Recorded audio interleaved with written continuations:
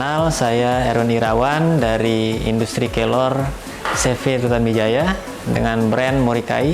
Di sini saya sebagai generasi kedua di usaha yang telah berdiri sejak tahun 1993 sebagai manajer, lebih tepatnya general manager. CV Tutamijaya dengan brand Morikai atau yang disebut dengan kepanjangan Moringa Kilo Asli Indonesia, diangkat dari sebuah bahasa suku Bima atau Bojo, yaitu Mori itu hidup, Kai itu sumber, jadi sumber kehidupan. Nah, dalam bahasa Jepang Morika itu adalah hutan, jadi maknanya kelor yang bersumber dari hutan yang berasal dari sumber kehidupan.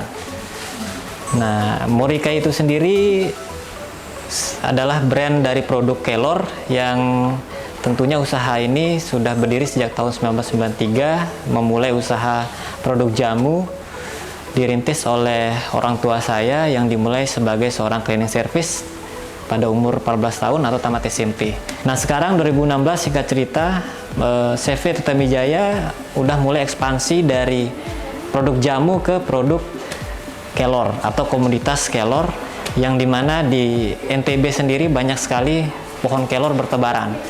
Dari segi bahan baku di industri kelor CV Tutamijaya dengan brand Morikai ini kita sudah menerapkan konsep pemberdayaan. Pemberdayaan itu mulai dari hulu sampai hilir. Di hulu itu sendiri kita sudah mulai melakukan pembinaan kepada kelompok tani yang ada di 10 kabupaten kota, mulai dari ujung Ampenan sampai ke ujung Sape di Bima sana. Nah, dengan adanya program ini dari internal perusahaan CV Tutamijaya menginisiasi untuk membentuk kelompok tani yang ada di Kecamatan Kilo atau dimulai dari kampung halaman kami itu sendiri, tepatnya di Kabupaten Dompu, untuk membentuk langkah awal atau memulai langkah pertama dalam melakukan budidaya untuk mengumpulkan bahan baku. Di situ kita bina ada 10 kelompok tani awalnya, dan sekarang sudah menyebar menjadi 50 kelompok tani di seluruh kabupaten kota, dan sudah masif pergerakannya dari Pulau Sumbawa menyebar ke Lombok. Lombok di situ ada beberapa kabupaten yang sudah kita lakukan kerjasama, dan sekarang permintaan terus mengalir. Dan itu sudah kita lakukan mulai dari sosialisasi, budidaya, sampai kepada distribusi pasca panen, dan itu kita lakukan pemeriksaan hingga menjadi sebuah bahan setengah jadi untuk diproses menjadi bahan jadi. Kalau di Nusa Tenggara Barat sendiri paling banyak memang kita mengambil bahan baku di Pulau Sumbawa. Nah, itu sejak tahun 2016 sampai 2022 kemarin, dan 2023 ini kita mulai fokus untuk mengembangkan di Pulau Lombok untuk masif. Nah, kalau di Lombok itu sendiri ada di Lombok Tengah, ada di Lombok Utara, dan di Lombok Barat. Nah, untuk di Pulau Sumbawa itu mulai dari Kecamatan Kilo sampai Kabupaten Dompu hingga KSB. Nah, dari pengelolaannya itu sendiri, itu kita ambil dari daun kelor kering yang sudah kering, dijemur oleh petani, yang sudah kita bina, kita periksa sesuai dengan kadar air sebesar di bawah 13%, lalu kita sortir lagi, kita giling, setelah itu jadi serbuk. Nah, kalau untuk per bulannya, pada saat kita belajar dari masa pandemi kemarin ya, COVID kemarin, itu justru terjadi peningkatan penjualan. Nah, di situ kita mendapatkan ibaratnya rezeki nomplok lah. Nah, pada saat itu kita mendapatkan per bulannya bisa sampai 20-30 juta. Nah, alhamdulillah berjalan normal.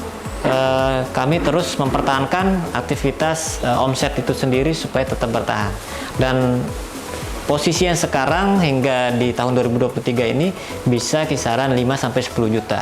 Nah, itu untuk normalnya per bulannya. Nah, jadi rentan minimal 5 juta kita dapat perputarannya per bulan. Maksimalnya itu bisa 10-15, dan paling tinggi itu 20 hingga 30 juta per bulan. Dan itu semuanya fluktuatif, naik turun, karena kita mengikuti tren market yang sedang berkembang di tahun ini.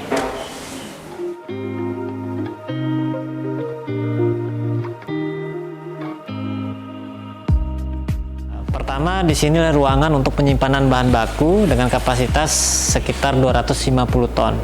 Nah, ini adalah contoh bahan baku yang sudah kita peroleh dari kelompok tani yang ada di seluruh Nusa Tenggara Barat, seluruh kabupaten Nusa Tenggara Barat, dan sekarang ini sudah diolah untuk menjadi produk yang benih tambah seperti yang tadi kita lihat, yaitu menjadi teh celup, teh serbuk, dan kopi kelor. Nah, ini adalah salah satu contoh untuk bahan baku yang akan kita gunakan untuk menjadikan sebagai bahan setengah jadi produk teh kelor dan kopi kelor. Setelah diseleksi atau disortir, baru kita masukkan ke mesin yang ada di bawah. Nah, ini bisa dilihat di sini. Jadi daun kelor yang sudah disortir, sudah dikelompokkan menjadi grade A, grade B, grade C, kita lakukan penggilingan yang ada di bawah sini. Nanti petugasnya naik ke atas, lalu ditumpahkan satu plastik.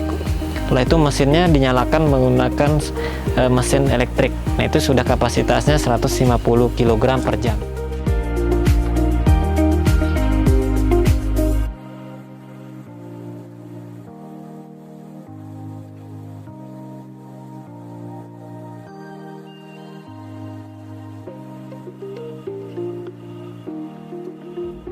Kalau ini proses yang kasar, biasanya untuk teh celup.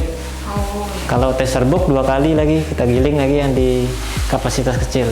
Jadi ini daun kelor yang sudah kadar airnya di bawah 7%. Jadi udah lebih kering, ini sekitar 5%, jadi terlalu kering. Untuk kapasitasnya dan kualitasnya ini daun kelor masih masuk kategori grade B. Nah, jadi ini bisa dilakukan untuk menjadi produk teh celup Moringa Kidul. Setelah digiling, baru dimasukkan ke dalam loyang untuk dicampur. Nah, oke. Nah, setelah itu ini posisi sudah dituangkan pandan wangi, lalu dimasukkan ke dalam loyang untuk siap di oven. Sip.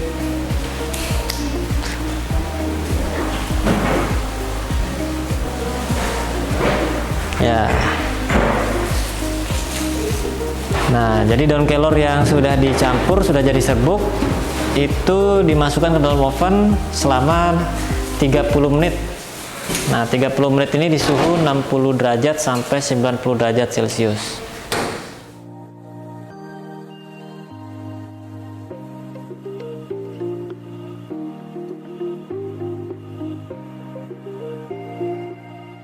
Mesin ini sudah panas, baru untuk proses sealer dari teh celup dari serbuk menjadi teh celup itu bisa berjalan dengan normal. Nah, ini contoh yang sudah bisa berjalan dan sudah menjadi tea bag.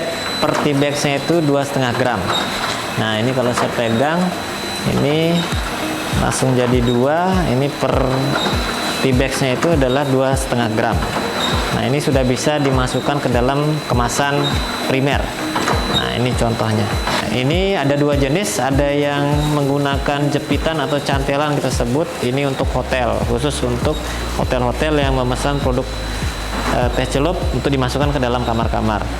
Nah, kalau untuk yang biasa, ini untuk kemasan yang sudah dikemas menjadi kotak atau teh celup yang isi 25 saset.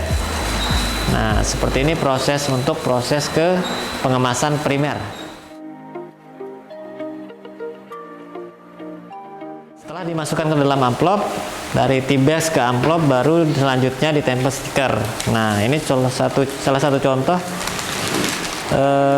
untuk proses pengerjaan khusus pemesanan hotel. Ini yang sudah diisi 25 saset dan tempel stiker, baru disegel. Nah, ini proses segel tahap akhir untuk dikemas lalu dikirim ke pihak hotel.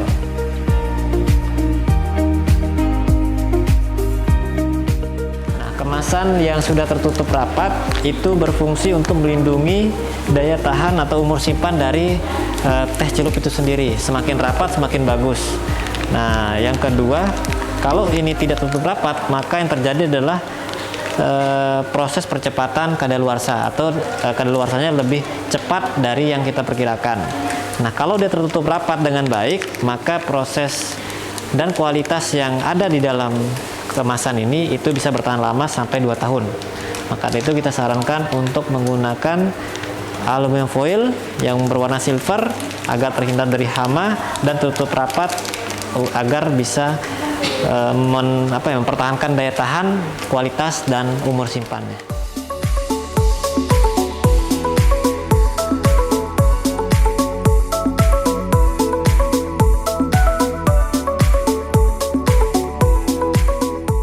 Tentu harapan kami sebagai pelaku usaha tentunya di Nusa Tenggara Barat Kota Mataram ini yang memberdayakan banyak masyarakat untuk saling bergotong royong mengumpulkan bahan baku dan juga memberdayakan sumber daya alam yang ada di Nusa Tenggara Barat ini, dengan harapan adanya industri kelor ini bisa menghadirkan lapangan kerja baru, bisa memberikan manfaat kepada orang banyak, dan bisa menjadikan sebagai pilot project untuk teman-teman yang membangun usaha dari nol atau merintis sebagai startup.